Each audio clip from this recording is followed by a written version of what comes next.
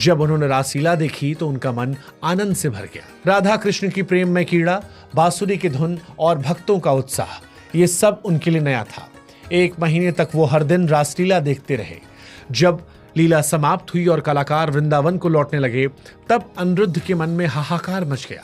सोचने लगे, अब मैं क्या करूं? अगर वृंदावन चला जाऊं तो रोज ऐसी लीला देखने को मिलेगी। वो लीला के संचालक के पास गए और बोले, स्वामी जी, मैं बहुत गरीब हूं, मेरे पास पैसे नहीं है, आप मुझे अपने साथ रख लीजिए, मैं आपकी सेवा करूंगा। संचालक हंसते हुए कहे, बाबा ये संभव नहीं है, लेकिन तुम एक बार वृंदावन जरूर जाना, बिहारी जी तुम्हें नहीं छोड़ेंगे। मानो ये वाक्य अनिरुद्ध के लिए गुरु मंत्र सा बन गया था। इसके बाद अनिरुद्ध वृंदावन चले आए। वहां पर जीवन पूरी तरह से बदल गया। यहां उनकी मुलाकात राधा वल्लभ संप्रदाय से हुई, जो श्री राधा को सर्वोच्च मानता है, प्रेम भक्ति को जीवन का आधार बनाता है।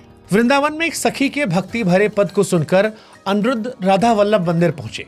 वहां श्री मोहित गोस्वामी जी ने उन्हें शरणागति मंत्र का दीक्षा दी।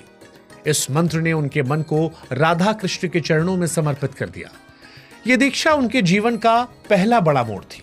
एक साधारण बालक जो अब तक भगवान की खोज में भटक रहा था, अब एक औपचारिक आध्यात्मिक मार्ग पर चल पड़ा था। मोहित गोस्वामी जी ने ही अनिरुद्ध को अपने गुरु श्री गौरांगी शरण जी महाराज, जिन्हें बड़े गुरु जी कहते हैं, उनसे मिलवाया। बड़े गुरु जी राधा वल्लभ संप्रदाय के प्रमुख संत थे, जो सहचारी भाव से भक्ति करते थे। सहचारी भाव में भक्त स्वयं को राधा रानी की सखी मानकर राधा कृष्ण की सेवा करता है। यह भक्ति का सबसे गहरा और प्रेममय रूप है। बड़े गुरु जी ने अनिरुद्ध को निज मंत्र देकर सहचारी भाव से दीक्षा दी। ये मंत्र उनके हृदय में राधा कृष्ण के प्रेम रस को स्थायी रूप से स्थापित कर गया। वे कहते हैं कि इस मंत्र ने मेरे मन को राधा रानी के चरणों में बांध दिया। अब